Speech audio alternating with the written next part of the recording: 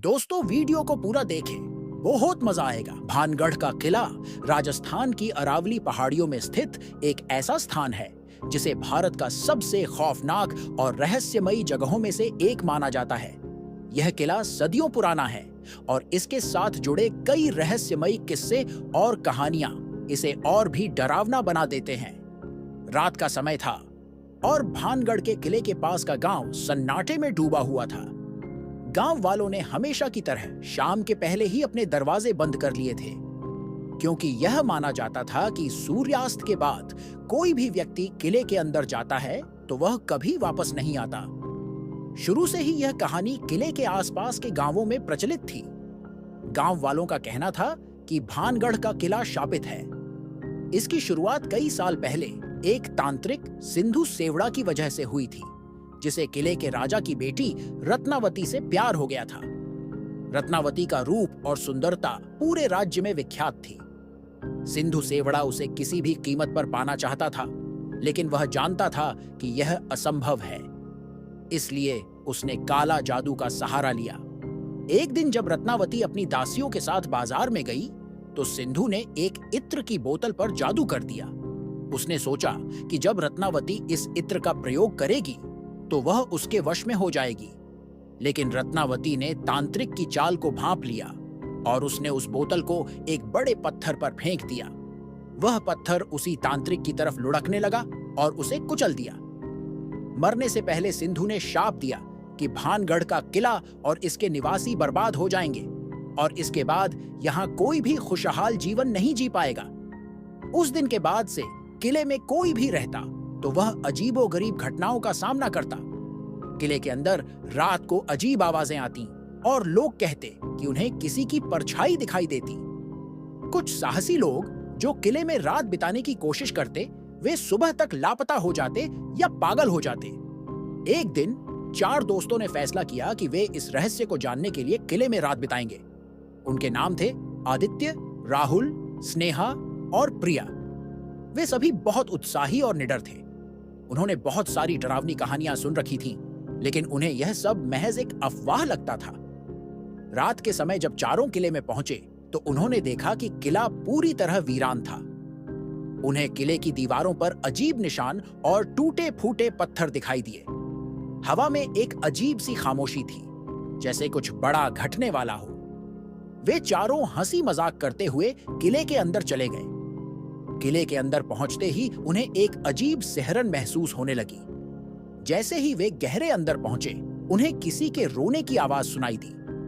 पहले तो उन्होंने सोचा कि शायद यह उनका वहम है, लेकिन जब यह आवाज तेज होती गई तो वे घबरा गए। राहुल ने कहा, चलो यहां से बाहर चलते हैं, यह जगह ठीक नहीं लग रही। लेकिन आदित्य, जो सबसे ज्यादा निडर था, ने कहा, हम यहां आए हैं तो रहस्य जानकर ही जाएंगे, यह सिर्फ हमारा डर है। वे चारों धीरे धीरे उस आवाज की दिशा में बढ़ने लगे। उन्हें लगा कि आवाज एक खंडहर कमरे से आ रही है। जब उन्होंने कमरे के अंदर कदम रखा तो अचानक दरवाजा अपने आप बंद हो गया। चारों ने एक दूसरे की तरफ देखा और उनकी सांसें थम गईं। कमरा ठंडा हो गया और उनमें से किसी को भी हिलने की हिम्मत नहीं हो रही थी। स्नेहा ने धीरे से कहा, यह क्या हो रहा है? अचानक कमरे के कोने में एक परछाई उभरी। पहले वह धुंधली थी, लेकिन धीरे धीरे स्पष्ट होती गई। वह एक महिला की आकृति थी, जिसकी आंखें चमक रही थी। वह धीरे धीरे उनकी तरफ बढ़ने लगी। चारों के दिल की धड़कनें तेज हो गईं। प्रिया ने डरते हुए पूछा, क्या यह रत्नावती की आत्मा है? परछाई ने कुछ नहीं कहा, लेकिन उसकी आंखों में एक अजीब सा क्रोध था। तभी कमरे की दीवारों पर अजीबोगरीब आवाजें गूंजने लगीं। ऐसा लग रहा था जैसे किसी ने वहां कभी हुई घटनाओं का दर्द सहा हो। अचानक राहुल चिल्लाया, मुझे यहां से बाहर जाना है। वह दरवाजे की तरफ दौड़ा, लेकिन दरवाजा बंद था। वे चारों अब एक भयानक दुविधा में थे।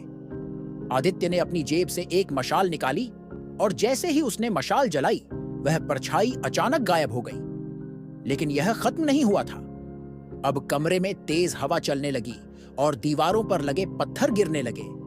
ऐसा लग रहा था जैसे किला उन्हें बाहर निकालना चाहता हो। चारों ने एक दूसरे की तरफ देखा और बिना कुछ कहे भागने लगे।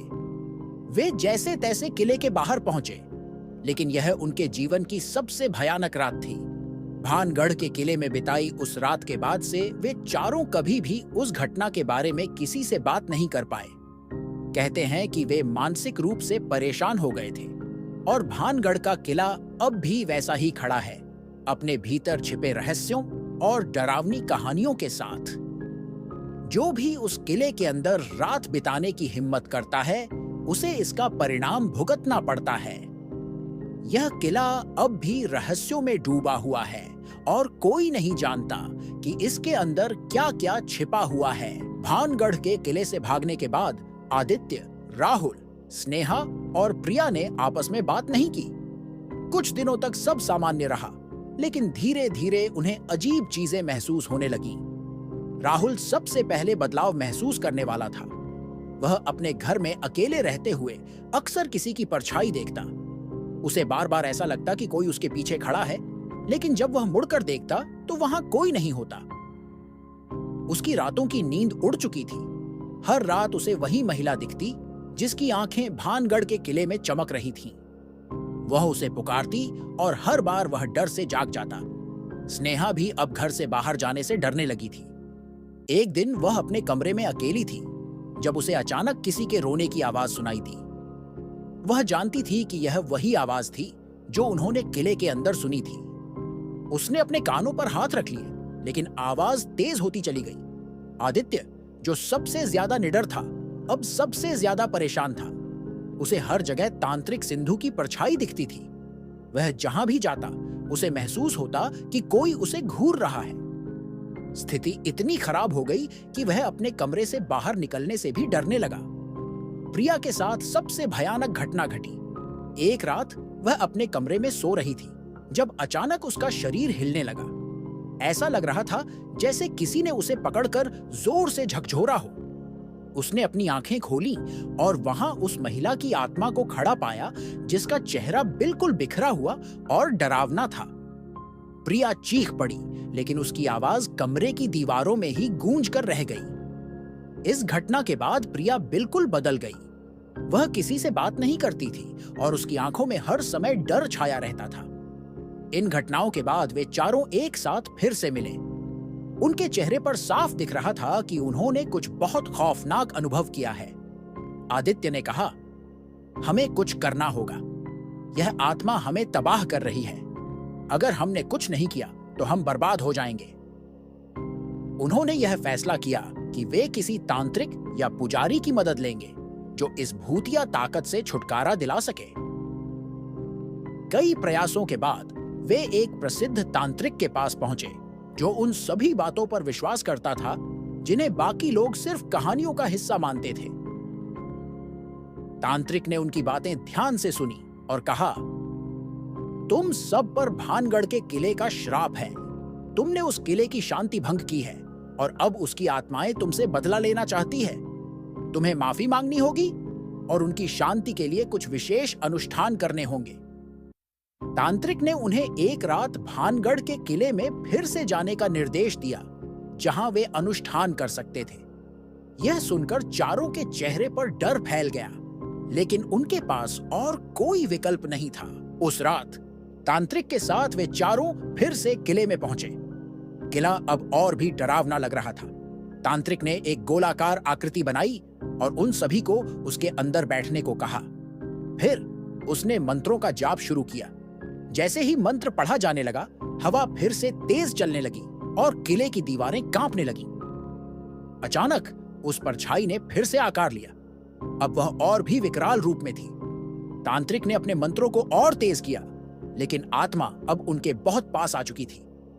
वह उन चारों की ओर बढ़ने लगी, मानो उन्हें पकड़कर मार ही डालेगी। अचानक तांत्रिक ने एक मुट्ठी राख हवा में फेंकी और उस परछाई के चिल्लाने की आवाज सुनाई दी। वह धीरे धीरे अदृश्य हो गई और किले की दीवारों पर एक अजीब सी शांति छा गई। तांत्रिक ने कहा, यह आत्मा अब मुक्त हो चुकी है। अब तुम सब सुरक्षित हो।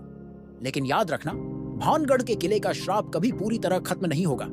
जो कोई भी उसकी शांति भंग करेगा, उसे इसका परिणाम भुगतना ही पड़ेगा।